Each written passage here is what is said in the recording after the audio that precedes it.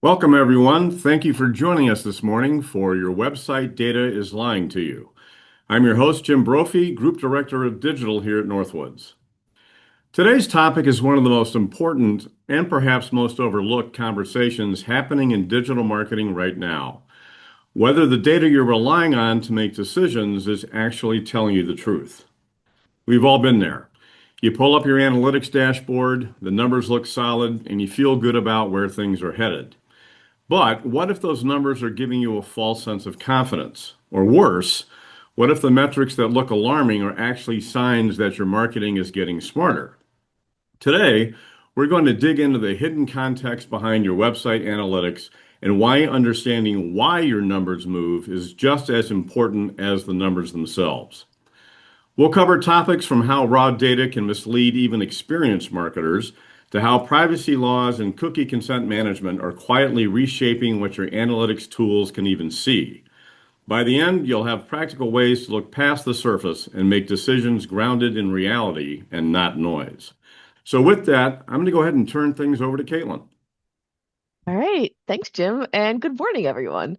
So, I'm going to start off today's webinar with a couple of stories, real life stories of things that has happened to me with the going through data for different companies and different clients over the last year or so. We'll start with a real story from Google Analytics. This was towards the end of last year. I was in a Google Analytics account for an organization, a worldwide organization, though mostly focused in the United States. And Google has this nice tool in there where it kind of gives you a nice little AI summary right when you log into the analytics. And the thing that hits me in the face towards the end of last year is that on November 27th, page views for the homepage decreased sharply. It was expected to be much higher and it went down dramatically. The other bit of data it gave me is that was most salient in views from the United States. So obviously, as someone who's paying attention to analytics for a website, that's a bit of a shocking decrease. That's a pretty large drop in traffic to this page. And I wanted to dive in and learn more about it. But there was one thing that was catching my attention, and it was the timing of this and the fact that it was so focused in just the United States. So I just confirmed a theory that I had and did a quick Google for what happened on November 27th, 2025 in the United States.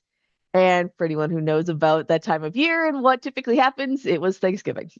So, of course, the traffic declined. Of course, people were not going to their website as much in the United States.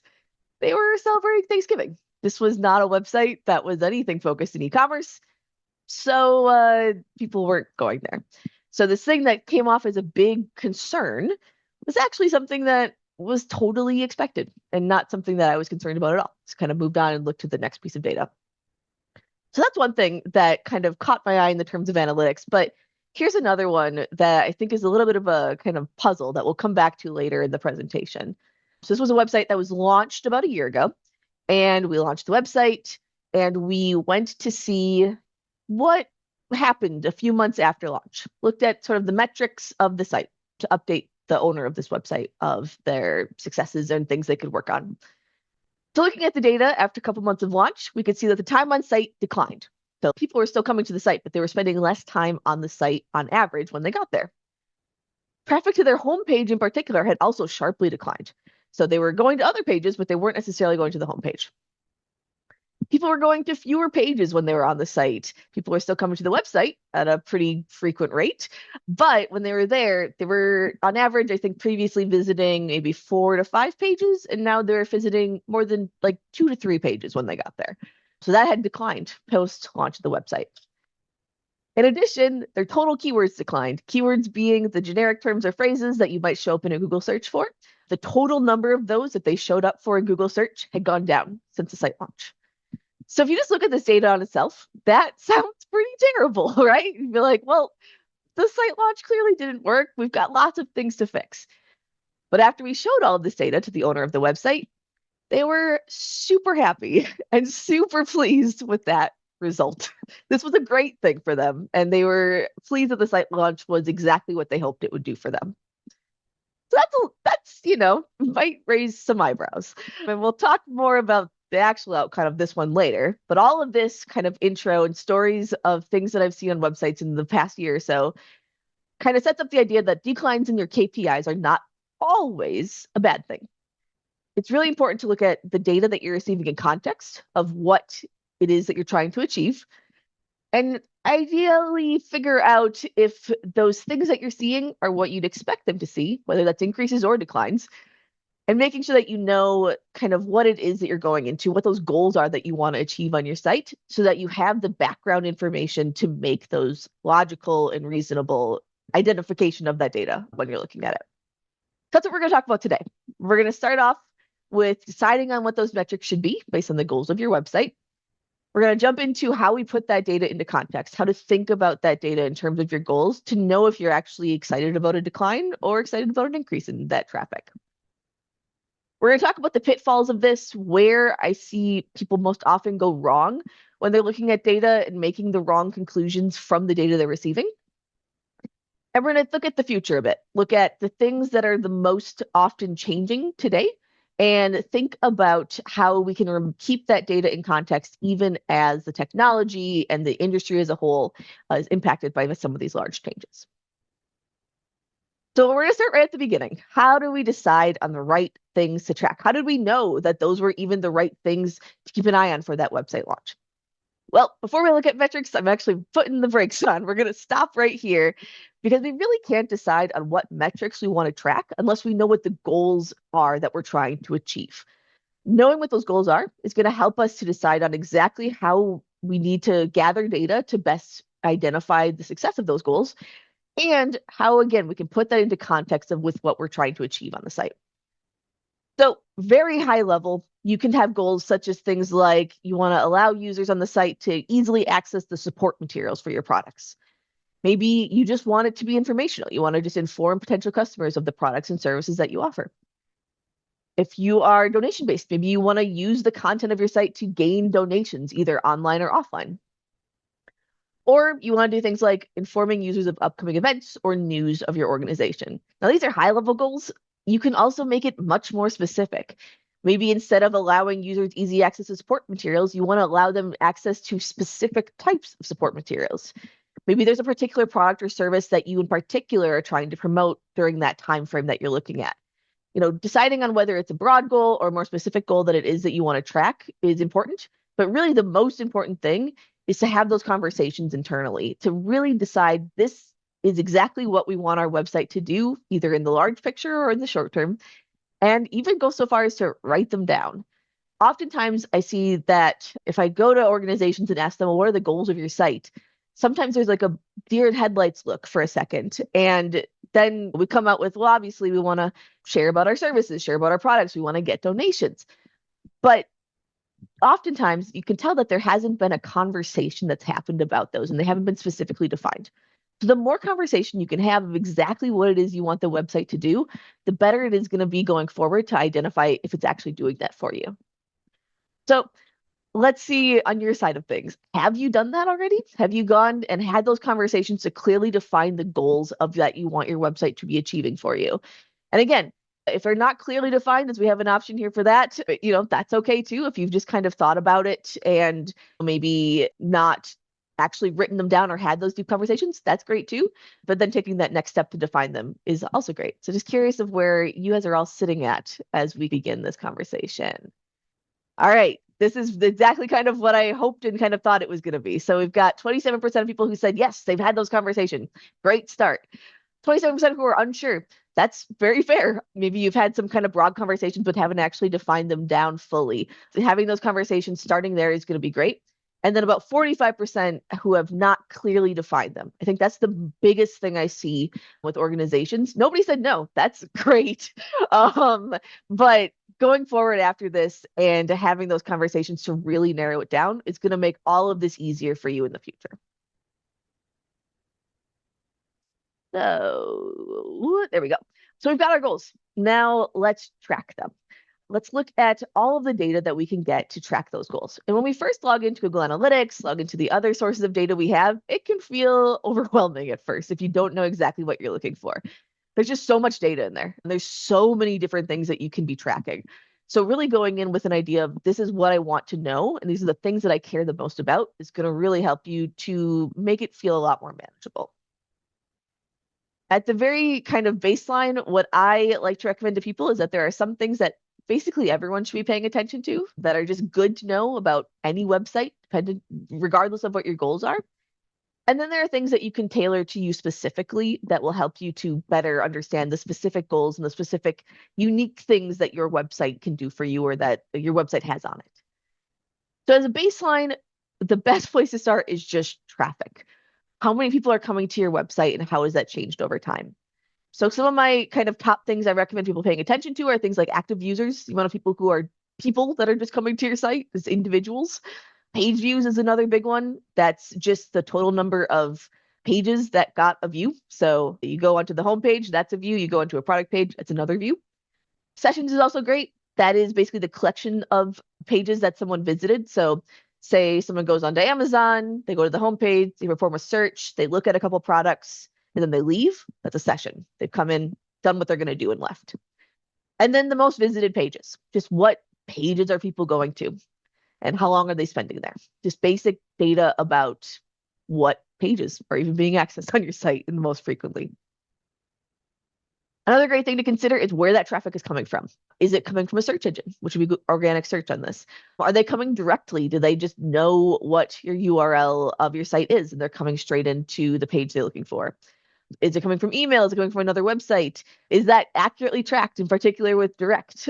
Direct kind of can be the hiding place for a lot of traffic sources that maybe isn't being tracked correctly. So taking a look at that, making sure that that's set up correctly is a really important place to start as well. A little bit more specifically, other good things to look at is just engagement on your pages, whether that's something like Google Analytics telling you the average amount of engagement you get per active user, the average amount of time that someone spends actually engaging with things on your website. It's a great place to start. But also with things like what I've got on the screen here, which are heat maps, which are often done through free tools. Our favorite is Microsoft Clarity. There's also Hotjar and some others out there. And what they let you do is see kind of hot and cold zones of interaction on pages. So for example, this one is a scrolling heat map that lets us know about how far down the page people scroll before they leave the site, with anything that is burning red hot getting a lot of engagement and anything getting kind of the cooler colors or even gray getting minimal to no engagement. So in this example, we can see once they hit sort of this green line, about 50% of people leave. And once they hit this blue line, about 25, or it's down to only 25% of the traffic. 75% of people have left at that point. We can also get that with where people are clicking on the page, where their mouse is moving. Really great ways of seeing the actual engagement people are having on your site to know really what it is they're doing once they get there. And then finally, it's always a good idea to keep an eye on your SEO. So your search engine optimization, how people are finding you on search engines like Google, and how they are searching for your site and how they're getting to your site based on their searches. And this is important to look at even if SEO isn't a main goal of your site. For example, the biggest example of this I work with is government websites where people have to come to you to do their taxes. They got to come to you to get the services that you provide because you're the only source. It's still a great idea to keep an eye on what thing people are searching for on Google to get to your site because it provides a lot of really great context into what it is they were trying to achieve when they got there. And it can let you know more about, do the analytics suggest that they got what they wanted, or are there things showing that they might have had some hiccups along the way? Also, obviously, from a marketing perspective, even if you're marketing yourself, it's really great to know what they searched to come to your site. In addition to that, the basics, it's always good to look at the additional metrics you might track. Google Analytics alone has more than 100 just pre-built metrics into Google Analytics. So really going back to your goals, thinking what would be the best thing that would help me to know if this was successful and trying to see if you could match that to something available just outright in Google Analytics. But also knowing that things like Google Tag Manager, which allows you to set more specific tracking on the site. So down to things like, I want to track how many times people clicked on this exact button on your website and things like that, really can make it almost unlimited possibilities of how you want to very specifically get into tracking things on your website. In addition, I always recommend setting up additional tracking. So Clarity and Hotjar being great heat map tools, SEMrush being a great tool for SEO, tracking that, and the many, many, many other different types of tracking you can set up on your website based on the goals that you have. So we're going to go back to those goals, and we're going to think about what it is that we actually need to know to track to identify those if those goals were successful. So we'll start with the easiest ones, things like donations. We want to gain donations to the site. Well, there's a lot of just baseline stuff that we would think about tracking, right? We want to see the total clicks on that donate button. How many people are actually going and clicking on the button that says donate, whether or not they actually fill out the form. We also want to look at just total donations from your website, the change in that over time, as well as is the amount being donated changing as well. How is that being impacted over time, and how does that impact your goal of getting donations? Things like allowing easy access to support materials are a bit more broad in the different ways we could track it. Initially, things I think about is just total downloads of support materials. Did they download the PDFs at all? Things like we can look at things like heat maps. So when people go to the pages that have these support materials, are they scrolling down the page enough to even see them? Are they clicking on the links? Things like that that might show engagement on that page and if it's being effective in the way that page is laid out. As well as even things like time on site. If they're going to the support pages and clearly looking for that content, are they spending more or less time on site than someone who isn't looking for support pages? And what could that mean for the success of the website? It's always also a really great idea to look beyond your own goals and think about what your leadership is focused on. Sometimes there isn't always a one-to-one thought process there. And you might be getting questions from your leadership about things like the success of very specific pages on the site that they care the most about. Conversions in particular is a big one. Where can you set it up to see if someone who's coming to your website, filling out the forms, doing different engagement activities on your website eventually do become customers of yours in the future? The types of traffic and users also might be important to them. If they're targeting a particular audience, are you tracking to see if that audience is being impacted by the changes you're making on your site? And then campaign results. If there's some sort of a big marketing campaign, other type of campaign that's being run, how can you track that specific campaign's results on your site to be able to answer those types of questions going forward? The last thing we have to think about when looking at the actual metrics that we're tracking is if you are doing a redesign. So when you're doing a website redesign, completely changing over your website, your goals might be a little bit different than what the site's goals are as a whole. So when you're going into a website redesign, you might have goals to simplify the navigation on your future website. You want to take away the kind of complicated navigation and make it something much more straightforward for users. You might want to do things like eliminate old content, clean up the site's content to be more focused on what you want it to be, or get rid of articles that are 10 years old to just get rid of your technical debt and make it easier for people to find what is actually relevant to them. You also might have a goal that's similar to what your main goals are. You want to increase conversions, make it easier for there to be conversions on the old site. That's fine too.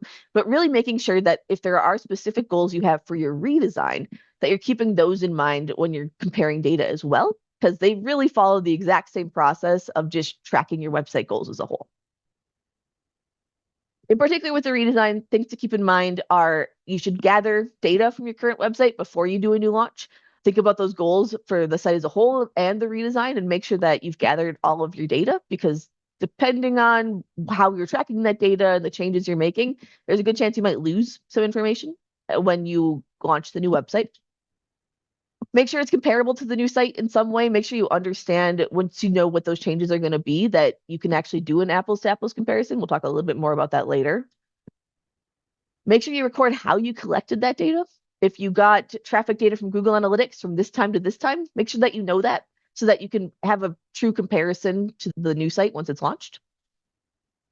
And again, try to make it as similar as possible once you gather that new data post-launch. Knowing the time frame that it was gathered, even the time of year, can be really important to make sure that you're comparing equivalent data, which again, I'll talk a little bit more about that in a little bit.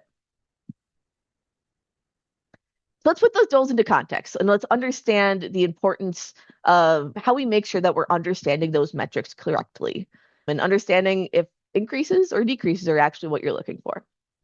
So we've got our metrics. Now we need to track them. We've set up that tracking. We've got kind of a period of time that we're comparing data. And then we're going to go back to those metrics that we've decided on and see if they were successful. So gaining donations. We tracked clicks on the donate button, total donations, and amount donated. This one is pretty straightforward. We want those all to increase. If we're trying to get more engagement in our donations, we want to have more clicks on that donate button, more total donations, more money donated over time. That one is pretty straightforward. Where it gets more complicated with things like this, allowing users easy access to support materials. Well, for these first two, the total PDF downloads and the heat maps, we want those to improve in some way. We want more PDF downloads because it shows that they're finding those support materials. And we want the heat maps to show success on those pages, more clicks on the buttons that download the support materials, more people scrolling down to that section of the page. We want those to improve as well. Time on site is a different thing, however. Ideally, you'd probably actually want your time on site for support users to decrease compared to where it is today. For me, that's a signal that users are spending less time looking for support materials than they did in the past, showing that they can find it more easily. Typically, when a user is coming to the site to access support materials, they're coming with a mission in mind. They're not going there to look through the site and browse for products. They've got a problem with whatever your product is that they're working with, and they need help from the support documentation to download that and to get the resources they need to improve their problem that they're working through. So they want to do that as quickly as possible. They don't want to spend time meandering the site and go backtracking to try and find it. So if that time on site goes down, that's a sign that they have found those materials more easily and that it's actually a good thing for those users that they are able to do that more efficiently, showing success in whatever changes you've made. So we'll go back to this example with all of these negative metrics after launch and the owner of the website being incredibly happy with that. And we're actually going to go back to what her goals were going into, in this case, a website redesign. One of her biggest goals was to streamline and simplify their navigation. They had a very large website with lots of different help documentation and informational articles and all sorts of stuff. And they wanted to make it much more easy for people to find exactly what they were looking for and not get kind of caught up in all of the content on the site. This really applies to these two. Time on site declined and fewer pages per session for really the exact reason I was just talking about with the previous support pages example. We want the time on site to decrease overall because it shows people are finding what they're looking for more quickly. We also want people to go to fewer pages per session because it shows that they don't have to click through multiple layers of content or multiple pages going back and forth to find what they're looking for. They're coming in and they're finding what they're looking for quickly. So in this case, the metrics we were tracking were heat maps. We were looking at sort of the click paths people took through the site when they were interested on certain things. When they went to pages that we were using to funnel them deeper into the website, were they finding the content they're looking for? Or were they having to click multiple different pages or different places? And we can even kind of watch videos of how they interacted with the site to see if it matches with what we would hope they would be doing, all showing signs that they're finding their content faster. We also looked at traffic at key pages. And so instead of looking at traffic, we looked at traffic as a whole, but we also looked at traffic to the pages that we cared about people finding the most. Previously, some of those end destination pages didn't always get a lot of traffic because they were buried through multiple levels of navigation and weird click paths through the website. In this case, we saw traffic to those important pages increase quite a bit, showing people were finding those pages more easily. They were being alerted to that content even existed because it was much more prominent in the navigation and through the site structure. And it was a good sign that while total traffic might have decreased or time on site declined, the pages that we cared about them finding were getting more traffic and they were being seen for longer than in previous times. A good sign that people are finding what we hoped they would look for. Another great sign in this example was bounce rate. Bounce rate is the total number of times that someone goes to a certain page, doesn't click anything, and just leaves. They bounce out of the site. We manage that in percentages.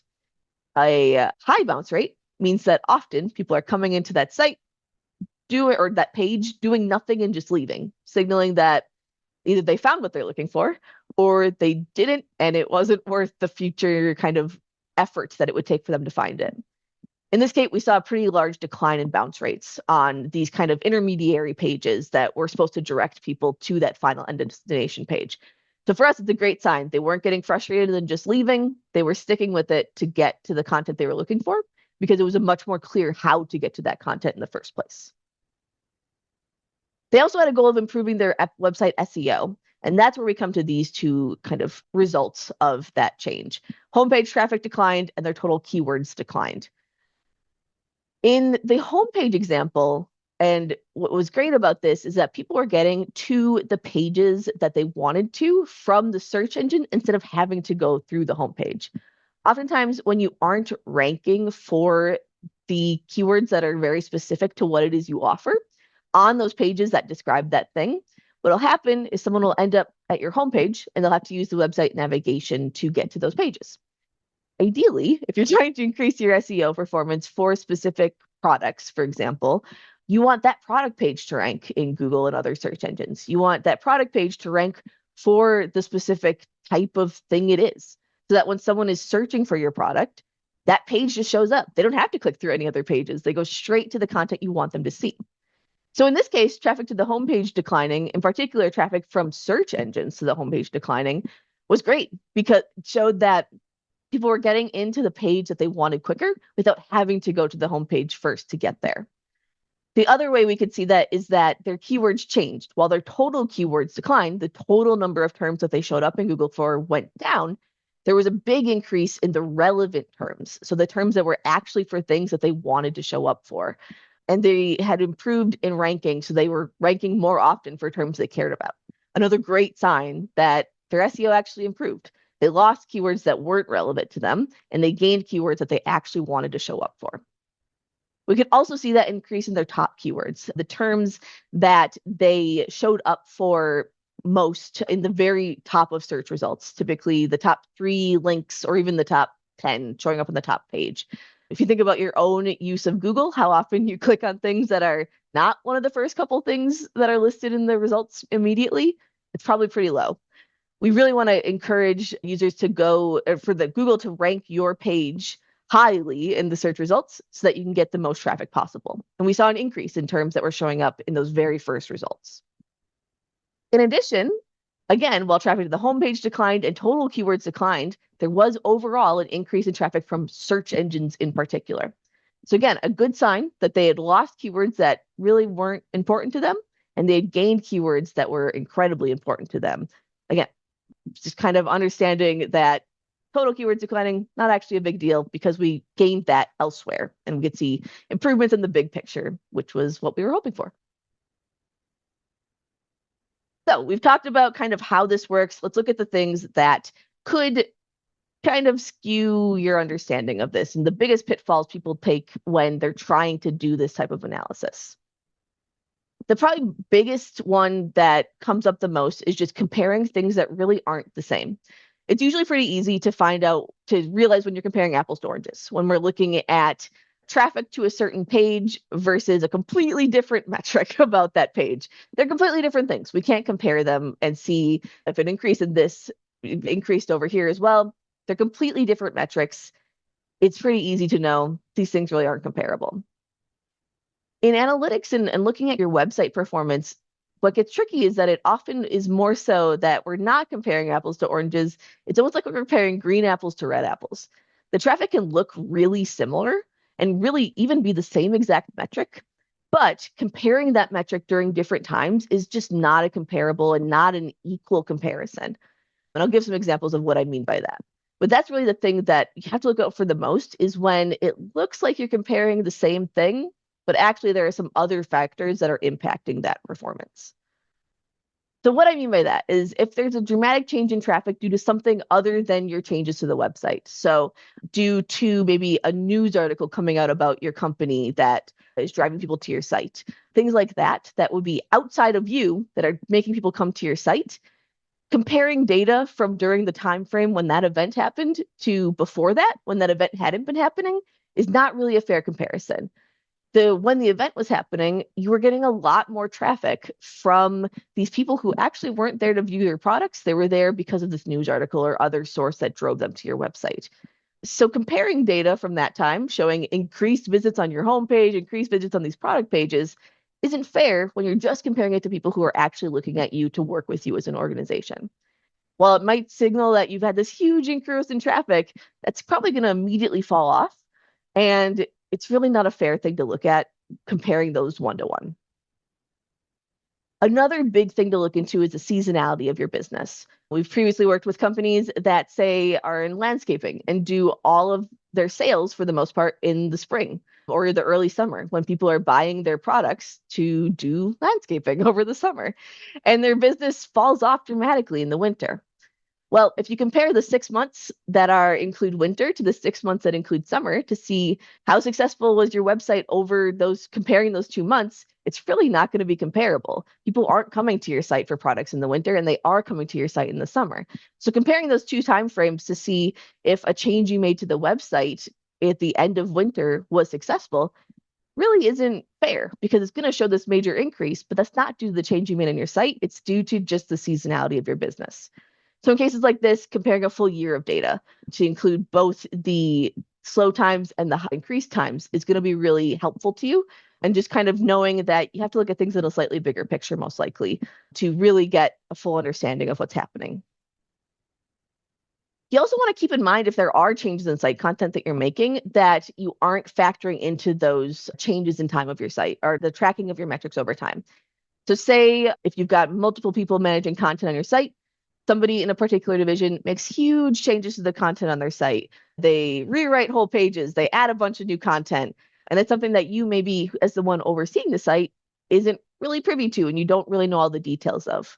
If you're just looking at the site as a whole without factoring in those changes, there might be big impacts. You might get more traffic or less traffic because of those changes, and you might not understand exactly what is causing that. So making sure that you understand all the changes that are happening on the site so that you can factor them into understanding the overall health of the site is going to be really important. Holidays, touched on with the example in the beginning. A major decline on Thanksgiving if you're in the United States and not an e-commerce company or the Butterball hotline is not a big deal. It's expected. The other thing to keep in mind with holidays looking broader than that is if you're doing business internationally, keeping in mind that holidays are different. Chinese New Year or the other kind of larger scale international holidays that aren't necessarily celebrated fully in the US is something that might impact the performance of your website. And not being privy to what those holidays are and the impact on your business internationally might give you the wrong impression of why changes are happening on your site, when really it's as simple as it's a national holiday and people aren't visiting your site, understandably. And then lastly, marketing campaigns. Making sure that you're aware of when you're running marketing campaigns, it's probably going to drive different traffic to your site than you're used to. And it's great because you can track the performance of that marketing campaign, but it's not always a great one-to-one of just major change in your site, especially if you're making changes to content on your site while a marketing campaign is being run. It can be a little bit misleading as to what caused the change in traffic. So making sure that you understand what's going on, maybe even timing changes with large marketing campaigns or event pushes to really be able to understand those changes and how that traffic is being impacted by the different things going on could be something to consider if possible. Otherwise, just making sure that you're keeping that in consideration when you're analyzing the site's performance. Beyond actually just looking at data, there are other things that can sometimes be pitfalls in kind of the larger interpretation and sharing this data. A big one is not setting proper expectations, in particular with leadership, but also just others, subject matter experts, and those who are interested in the traffic of the site. A big place we see this is when you do launch a new website. Typically, when you launch a brand new website, traffic's going to decrease regardless for a little bit. Your search engine performance will probably decline for a couple of months. Traffic will probably be down for a little bit until everything kind of settles out. Your users start to learn and understand how the new site works, and so they become more comfortable with it. And there's less kind of erratic clicking as they kind of get used to what that new layout is. Especially if your site has been the same for a very long time. There are some people, even if it is an overall better experience, that are going to be unhappy with it and are maybe not going to visit the site for a bit or who are going to click around a lot, just trying to re-understand how it impacts them. So there's always going to be some weird changes in traffic, and a lot of this can be expected. So setting those expectations, making sure that others in your organization know that the traffic's going to be a bit volatile for the first few months is a good way to make sure that everybody is on the same page and there aren't these sort of confrontations or other things coming up that might influence how others really interpret the data. The biggest thing I've seen is that if it isn't set expectations ahead of time, that you have to sort of be on the defense of saying that, no, this was successful, we just don't have the data yet. And it might sort of diminish the overall launch and good things that are happening on your site because of this misinterpretation. So set those expectations ahead of time. Another big thing that can influence it is the kind of miscommunications that might happen within your organization. A big place where I see this is if a sales team or a product team launches a brand new business line and they've got it out there, they're promoting it to your existing customers, they're advertising it maybe through marketing, but it hasn't been uploaded to your website yet. There isn't a page on the site, there isn't the same amount of information on the website. You might get some different and inaccurate ways people are interpreting on the site. You might see people clicking around a lot, even when the site is totally fine. It's just they're looking for something that just isn't there yet. So making sure that you have the website fully updated with what your marketing team is promoting, with what your product team is promoting, making sure everything is in alignment is going to be great, because if you don't have that on the site, you're going to have people looking for something that isn't there. And it might skew the data you're receiving into thinking there's a problem with your website, when in reality, it's a problem with not having the content on your website in the first place. Another thing kind of on the technical end is spam. Spam, we've seen rising quite a lot recently of spam traffic to websites. So making sure that you know what to look for and that you know to exclude that, or make sure that you understand that that isn't necessarily accurate traffic coming to your site and impacting your analytics. So things to look out for include unexplained traffic spikes, things that you weren't expecting, just you see a massive spike on a single day. Anything that has a 100% bounce rate typically implies it's a bot or some other type of spam traffic. In the same vein, 0% engagement. They're just hitting the site and leaving, so they don't have any engagement on the site. 0-second session durations for the exact same thing. Strained referral domains, so traffic coming to your site from a weird website that you don't know what it is or it's not expected, as well as strange geographic traffic from places that you wouldn't expect that to be from. And that doesn't just mean completely out of your range, especially if you're an international organization, but it could just be like higher than normal traffic in certain areas.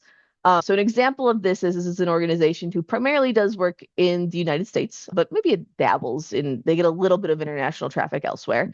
And we saw this spike in their analytics, and that big spike there is from Canada. And it greatly outnumbered any of their US traffic for that whole time frame. They are a relatively low traffic site, and they got 15K visits from Canada on one day. We also take a closer look at that Canadian traffic, and we can see that the total amount of engaged sessions, so sessions when people were actually clicking on things, was 5% compared to 92% in the US, making it a 4% engagement rate, and their average time per active user was 0 seconds.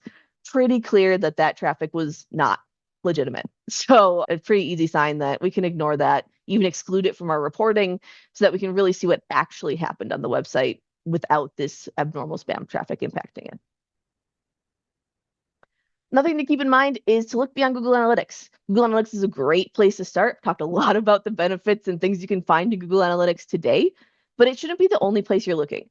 Looking at even your social media performance and what's working on there, looking at your heat maps and SEO and all of the different sources where you can get data about the performance of your different marketing and your website as a whole is really important, especially with the current changes to how data is tracked. Making sure that you have data from multiple sources and you can see trends across all of them is going to be just incredibly important now and even more so in the future. And then finally, the biggest issue is if you fall into any of these pitfalls, the biggest problem that can happen is that you've drawn the wrong conclusion from the data. You're looking at what's there and you're misinterpreting it based on one of these various pitfalls or inaccurate metrics you're looking at, and you're coming up with conclusions that just don't match what the reality is at the end of the day. So it just becomes incredibly important to pay attention to your data, take the time to make sure that you fully understand what that data is telling you so that you can make the right conclusions and act on them in a way that will actually benefit your site in the future. All right, last section here is keeping in mind the future advancements and things that are changing constantly that are going to impact how data is collected, as well as our interpretation of that data going forward. A big one completely outside of our control and completely outside of something that we can even plan for is anytime Google has an algorithm change. Again, even if you are not managing your search engine performance, knowing when Google changes their algorithm, changes how you show up in the search results is going to be important for you, and just understanding again in context what users are facing and what they're doing before they come to your website. So make sure you're staying up to date on when those algorithm changes are happening so that you can keep that in mind when you're looking at the performance of your site, how search engine traffic might change over time, and use that to also put some of your keyword changes into perspective as well. Sometimes when algorithm changes happen, we'll see massive spikes in traffic from Google for a couple of months, and then you'll lose them after that. So it can give the wrong impression if you didn't know that algorithm change happened, that you did really well in SEO for those few months, and then you get disappointed when it crashes down again. Again, not always the case, but if you had known that that Google algorithm change had been in process at that time, it might give you a bit more context to understand exactly what was happening there. The big one we hear about right now is obviously data privacy. So much happening and so much moving in the space of data privacy and all the different tools out there and the different regulations that are coming out. And a lot of it is impacting both the way that we track data and the way that our data is being displayed by tools like Google Analytics. So the biggest thing with this is to keep an eye on it for your area. They're changing again how data is being gathered, and you need to make sure that you're compliant at a base level. We're not going to go into the specifics of that in this webinar. We have other resources if that's something you're concerned about, but it very much depends on your location, on your industry even. So making sure that you have a full understanding of how that impacts you and how it could impact your tracking in the future is incredibly important. As for that tracking, it becomes really crucial to track multiple sources of traffic. Everyone is being impacted by this in certain areas. So making sure that you can check different places to see if that data is consistent across all of them is going to really give you that peace of mind that you're seeing consistency. You're seeing that Google Analytics is telling you that your engagement has gone up, and then you can see on your heat map that you're seeing more click traffic and clicking on the things that you want them to be seeing. So having that kind of peace of mind of you can see it in multiple places can help give you some certainty that at least you're seeing the same trends across the different ways you're tracking that data. It also can be useful to collect first-party data when possible. Again, we're not going to go into that too much here, but sending out user surveys after a customer's been working with you for a while, having pop-up surveys on your website to answer quick questions about how your website performed for them today. Just things like that where you're actually hearing directly from your customers is just more important now because you can hear directly from them what they're seeing, how they're using your site, and use that as a way to also both validate and interpret the data you're receiving. The big thing with all of this is to know that really these sources were never 100% accurate. There's always been a sort of margin of error with Google Analytics and other sources of tracking data. And so how I like to think about this, even without all of the privacy changes that are happening, is that those tools really are great at showing us trends. If I'm looking at volume traffic from SEMrush of about how many searches happen per month for a given keyword, I'm less paying attention to what that actual number is and how that number compares to other keywords, and if it gets more traffic or less traffic compared to those keywords. Same thing with website traffic. If I'm seeing that a website gets 10,000 visits a month, I'm paying less attention to what that number is, the 10,000, and I'm paying more attention to the fact that I made some changes to this web page, and now the traffic went up to 15,000 visits per month. There was an increase. Really, I'm caring more about the trends over time and how that data is changing rather than the number itself. And I think that's a good way to think about it if you're looking at the overall user experience and performance of your site. Just keeping in mind that the numbers, while useful in their own ways, aren't necessarily as important as the changes over time and understanding how those changes are impacted both by changes that you've made and by things outside of your control, such as changes in how the data is being tracked by certain tools. The last thing, again, to keep in mind is that metrics can be volatile after major changes. The biggest one that we've talked about being a new website launch. Metrics are probably going to be all over the place for a month or two, and then they're going to settle down and be consistent, and you'll get a better idea of what actually was impacted by that new website launch. The same thing, though, can happen if you've done a major content change. If you have dramatically changes the content on certain areas of your website, you might see some similar volatility as Google understands what's on that page, as users kind of read and react and interpret that content, really keeping in mind that there might be some kind of changes and volatility for a little bit before it settles out. And this can also happen with technology updates. Even if you keep everything the same and move to a new content management system, we've seen some sort of volatility, in particular with kind of Google's interpretation of the pages and re-understanding the website. But even things like if you change your kind of POS on your website, if you change your e-commerce process, even if all of your content's the same, the organization of that e-commerce is the same, the fact that it's a new tool, it looks different, probably works a little bit different, is going to impact how users interact with it until that becomes kind of common sense. So keeping that in mind, that anything major you change, I would maybe wait a month or two before you really start investigating what that impact of that change was, just to allow for some volatility as technology and users get used to that. All right. So we've gone through a lot of strategies today of understanding data in context with how you're tracking it and what you want to be tracking and your goals. So really, my biggest tips to ensuring your data seems truthful is to start with those goals. Make sure you know what your goals are, talk about them, really clearly define them, and use them to match your metrics to that goal. So you're tracking something that's actually relevant to what it is you want to do on the website. You want to set expectations early, both with yourself of expecting what changes you want. If you're expecting an increase in traffic or a decrease in traffic, making sure that you kind of understand what it is you're actually looking for. And also, obviously, with others in your organization, making sure they understand that as well. Make sure you continue to update your tracking as your goals change. Keep things up to date so that you're always tying things back to whatever your goal is at the moment. And then make sure you're keeping up with everything that's happening in the future as things change, as how we're able to track things change, as algorithms change, making sure that you understand what those changes were so that you can keep that in mind when you're looking at your data. All of this will hopefully allow you to remain much more confident in what it is you're seeing, know that you're interpreting your traffic correctly, and in turn, make the changes that are actually useful to you that will improve the performance of your website and in turn, your business and its marketing in the future.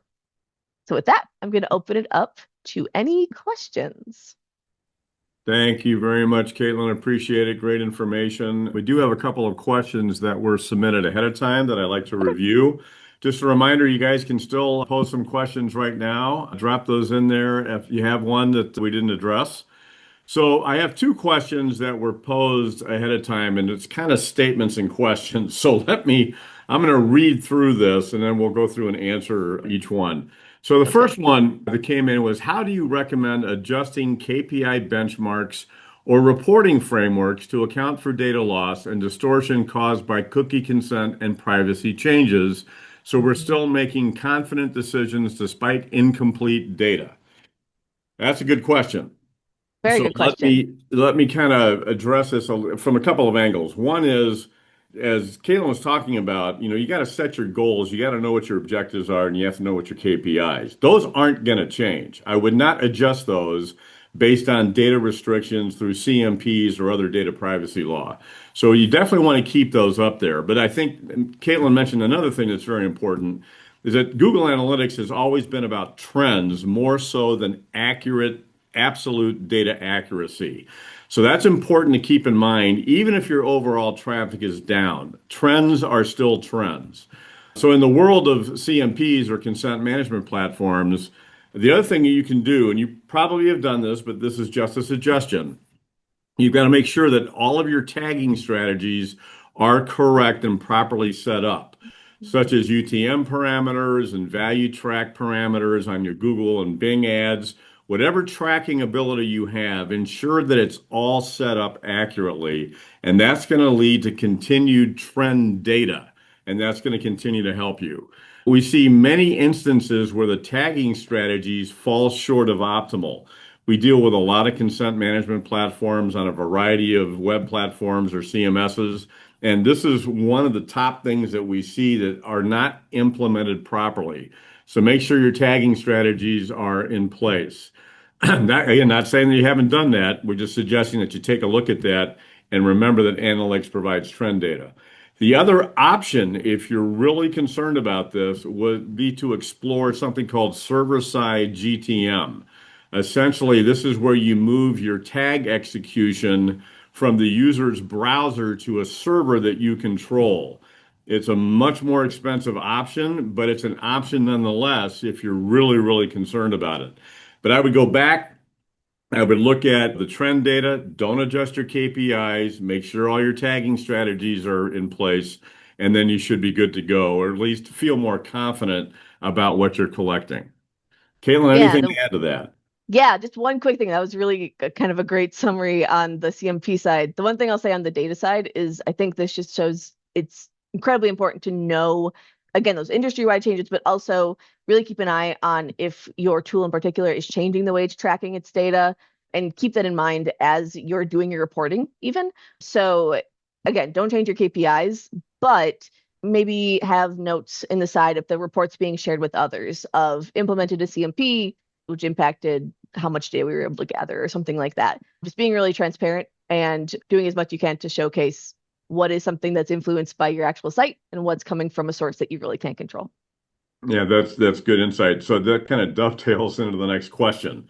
So this is a little bit longer, so let me read this one and then we'll go back and unpack it. So how do you approach conversations about consent and data limitations with stakeholders? We've had situations where we felt it was necessary to explain that insights are based on only about 60% of users, but we're concerned about the knock-on effect this may have on long-term confidence in digital analytics. Also, how do you approach year-over-year comparisons when cookie acceptance rates differ significantly? For example, after changing a cookie banner that had a large impact on acceptance rates. So several things to talk about here. So again, how do you approach the conversations about consent with stakeholders, leadership, whoever that may be? I think what Caitlin just concluded with being transparent, that's really the key right there. And again, it's all about the trend data. Go with the utility of the trends. Also, another thing you can do is in your consent management platform, verify that your acceptance rate is 60% as a result of the CMP. There's ways that you can validate that. And if you've recently changed from one CMP to another, it's likely because you had to provide more protections. Maybe you have an international reach. Maybe your clients are in the EU and have GDPR consent rules because there are vastly different data privacy regulations between California and global and the United States in general. And again, if everything is not configured properly, that could skew your results a little bit. So if you've moved from one CMP to a more robust CMP and you have this global presence and you're really getting, diluted results from the impact of GDPR regulation, you could also consider something called Cloudflare Analytics, where Cloudflare sees all traffic. GA4 only sees users whose browsers load and run your tracking script, but you can't really dive deep into traffic where it's coming from, let's say like Shorewood in a certain particular area, for example. And again, server-side GTM would be an option for you as well. So again, it all depends on the relative data that you're collecting, the trend data that you're collecting. It is a reality that CMPs are cutting down on some of the traffic, but as long as you have 60 to 70 to 80%, you're still getting those trends that you need. And then Caitlin had mentioned that we have a lot of other resources on CMPs. Check out our blogs for more information on CMPs and how laws are evolving. This is not going away. In fact, we're seeing changes to the laws in California as we speak, and more states are coming online here in the US, and their data privacy laws will vary from state to state. Oh, joy for us as digital marketers. Anything to add to that, Caitlin? Yeah, there's one quick thing on the comparing year over year data when one year has a CMP and one doesn't. I feel for you. That is tough. The best things I can recommend is if you have the ability to just for a bit while you get a year's worth of data on the CMP, compare a shorter time frame. So compare traffic with the CMP to traffic with the CMP, then you're just looking at the same traffic that's under the same restrictions, at least closer. So that could be if you just shorten your time frame, that could be one way to get around it. It's hard though when, for example, you're an organization that has seasonality or some of the other things that make it hard to not just go year to year. The really only thing while you're in that sort of in between phase that I can recommend is if you know that only 60% of your traffic is going through from the CMP, in terms of least large traffic patterns, look at what 60% of your traffic was last year and it'll at least give you a rough comparison. but it's not perfect. And it's unfortunately just one of the realities of what's happening with the way data is being collected right now. So again, just being transparent, making a note of when that was implemented so that you can factor that into your analysis. And again, just looking at trends as much as possible is, I think, your best bet while you're in this phase. Excellent. Thank you. Well, that's all the time we have for questions. Before we wrap things up, I would like to mention our next webinar. Please join us on Thursday, July 16th, as we present incremental updates, better ROI, fix your website without a full redesign. As always, all webinars are complimentary and begin at 10 o'clock Central Time, and you can learn more and register at learn@northwoods.com. And if you're looking for more information on a specific topic like CMPs and data analysis, or just want to stay up to date on the latest trends and developments in the constantly changing world of AI and digital, check out our blog, our recorded webinars, our YouTube channel, and our Around the Campfire podcast featuring casual conversations with our experts on all things digital. We encourage you to check it out. And lastly, if you'd like to learn more about Northwoods and the many services we offer, from website design and development, our custom software and digital marketing to digital advertising and marketing strategy, visit us at nwsdigital.com to explore our services and details, read client stories, and much, much more. We look forward to seeing you again at our next webinar in July. And until then, have a great day and a great rest of your week.